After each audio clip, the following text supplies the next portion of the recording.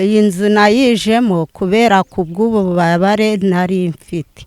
Nabaga mu kazu umuturage yarantije k'igikoni nabwo aho nabaga banyirukanye. Twagiye kubona bagiye inyuma batigishije inzu bagira ngo turasohoka, babona ntidusohotse. Ubwo bahise bakubita icyugi baraza baramfasha amaboko gutyo, umwe afasha undi afasha, banyirukankana ntibitaye ngo mfite ubumuga, banyirukankana bangeza hano n'abantu bose bararebaga. Kuko dukurikije ukuntu batubwira amateka ya jenoside twebwe tutayibonye neza twari tukiri abana. Iyo ubona umuntu aza, umuntu w'ikimuga ari mu nzu ari kumwemo n'abana bagasenya, umuntu ufite ubumuga bagasenya, bigaragara neza iki ni igitero bazanye cyaje gusenya iyi nzu. Aho naje kuzira nasanze ari hano mu ishyamba ariho yicaye, ndareba nese mwokagira Imana, uyu muyobozi wakoze ibi bintu areba mu bana n'ubumuga n'abana afite, bakaba bamusenyeye inzu mugira neza yari yamuhaye yo kubamo, bakaba bamusize ku gasozi, ku cy'inzu bayishenye nta hantu babanje kumwereka aho kuba. Banje kubasubiza kandi bayikaze hano kuri Voice TV Rwanda YouTube channel kugeza amakuru atandukanye kandi ku gihe, ibiganiro bitandukanye, urusobe rw'ingingo zo kuganiraho. Ubwo baratangira barasenya, abana bararira ati yababa we ati noneho n'imyenda yacu y'amashuri ati bagiye kuyisenyera.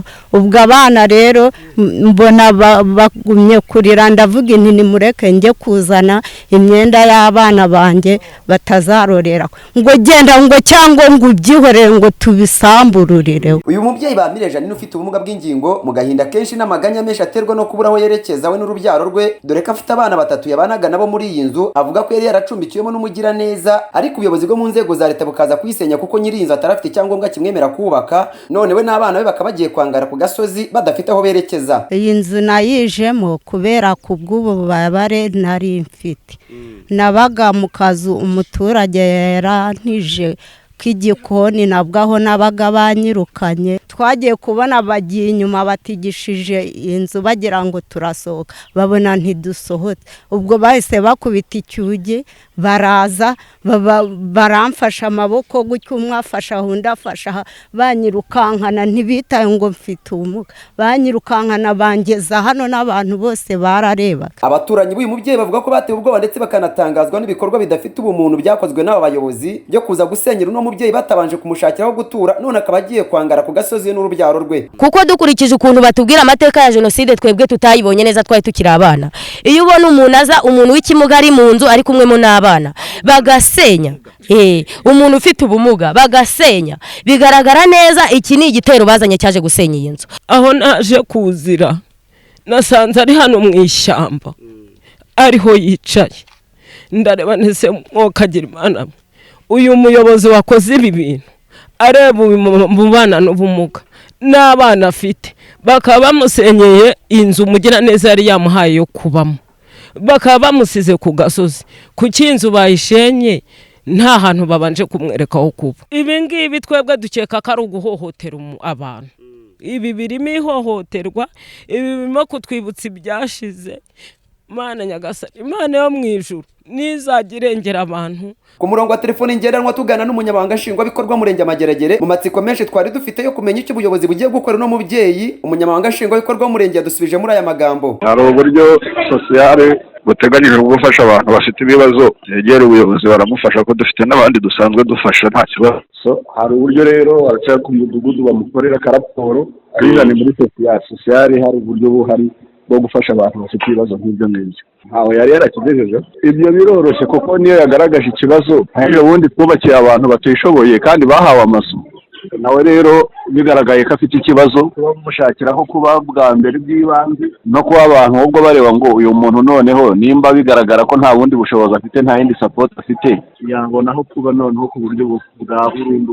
Iyo yegera ubuyobozi baramufasha kubona aho kuba, nta kindi. Ibyo barabimufasha rwose, ibyo ntabwo ari ibintu bigoye kuko ubufasha busanzwe butanga. Uyu mubyeyi akomeza avuga ko atiba agahinda kandi na bimwe mu bikoresho abana be bari kuzifashisha bajya ku mashuri byangirikiye muri iyo nyubako, birimo amakaye, inkweto, imyambaro, impuzankano y'ishuri byose byasigaye muri iyi nzu gihe bayisenyaga, none akaba yibaza ikigiye gukorwa dore ko n'ubundi ibyo bikoresho bari barabiguriwe n'uwo mugiraneza wari waramuhaye inzu yo gucumbikamo. Igikorwa cyo gusenya inzu cyabaye mu masaha ya 4 za mu gitondo kwa 20 Ukuboza uyu mwaka wa 2022 ubwo ubuyobozi bw'akagari bwazanaga na bamwe mu babufasha mu gusenya amazu atujuje ibyangombwa. Yari Alani Nkotanyi Gashiramanga i Kigali. Aba baturage bo mu kagari k'Akaziba mu murenge wa Karembo bavuga ko nyirabayazana y'urupfu rwa Mukabarisa Beata rwatewe n'umugabo wari wabagemuriye inzoga yitwa umushari. Ubwo uyu mugabo yazaga gutirura ijerekani yari yabagemuriyemo iyi nzoga nawe yayisomyeho maze ananirwa kumvikana n'uyu Mukabarisa wamwimaga ijerekani, ari nabwo yamukubitaga isuka ahita yitaba Imana. Bapimira aka kazu ureba bagapimiramo inzoga bagira bakahokereza ni inzoga y'umushari. Jewe nabonaga barwanira agasuka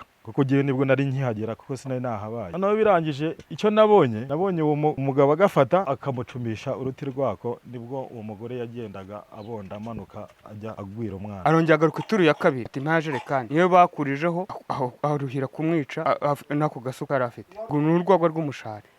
Navuyeho nagenda nsanga nyine byamaze kuba. Iyi nzoga abatuye aka kagari bavuga ko ikomeje guteza ibibazo abagatuye dore ko ngo igurwa amafaranga make maze ikanyobwa na benshi, bityo bikaba intandaro y'urugomo. Ari naho bahera basaba ubuyobozi kuyica burundu, ariko kandi bakanasaba ko urubanza rw'uyu wishe Mukabarisa Beata rwazaburanishirizwa mu ruhame aho iki cyaha cyakorewe. Amafaranga make rero buri wese ashobora kuba yagigondera akaribwa gasinda byabyara intandaro abantu bakarwana bagapfa. Twasaba kuzikubira. Numva nifuza gusaba leta nuko umuntu wateje ikibazo yakomeza agakurikiranwa kazahabwa igihano gikwiranye n'amategeko. Umunyamabanga nshingwabikorwa w'umurenge wa Karembo Ndayisaba Steven avuga ko uru rupfu rwatunguranye kuko ngo aba bombi nta makimbirane bari basanzwe bafitanye. Naho kubijyanye n'icyifuzo cyo kuburanishiriza urubanza aho icyaha cyakorewe nabyo avuga ko bishoboka kuko ngo ubuyobozi bugiye kubisaba inzego z'ubutabera. Gusa nanone ahakana ko muri uyu murenge we nta nzoga z'inkorano zihaba, ariko kandi akanagira inama abaturage yo kujya banywa nkeya babasha kugenzura ngo kugira ngo hirindwe intandaro y'urugomo. Bigaragara yuko nta makimbirane ariko atarasanzwe yatewe n'uko abantu batumvikanye kugira ngo iyo jerekani ibe yasubizwa nyirayo. Nuko byagenze tubura umuturage gutya, ariko twarabaganirije turabihanga ndabera. Icyo kijyanye no kuba yaza kuburanira mu ruhame birashoboka, tuzabisaba kandi bijya bibaho iyo byagenze gutyo bakaza bakuburanishiriza umuntu aho yakoze icyaha. Tuzabisaba yuko babikora kugira ngo nabo babone yuko bahawe ubutabera. Ariko se mu murenge wanyu hari urugomo ruhaba? Ntabwo iyo umuntu avuga ngo umurenge hari urugomo ruhaba sinzi uko nabivuga. Ubundi muri rusange nta kibazo navuga gihari kidasanzwe, umurenge uratekanye.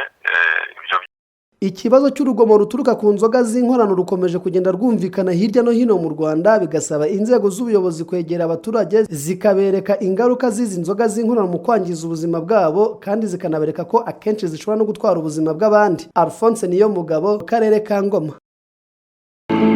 Mbanje kubasuhuza kandi Berekeza hano kuri Voice TV Rwanda YouTube channel kugeza amakuru atandukanye kandi ku gihe, ibiganiro bitandukanye, urusobe rw'ingingo zo kuganuraho, ikungura ubumenyi ku byo wifuza kumenya, igufasha mu kwegera Imana, ikugezaho ubucukumbuzi butandukanye. Muri make ni channel ikurindira irungu, gahunda ni hehe n'irungu hamwe na Voice TV Rwanda.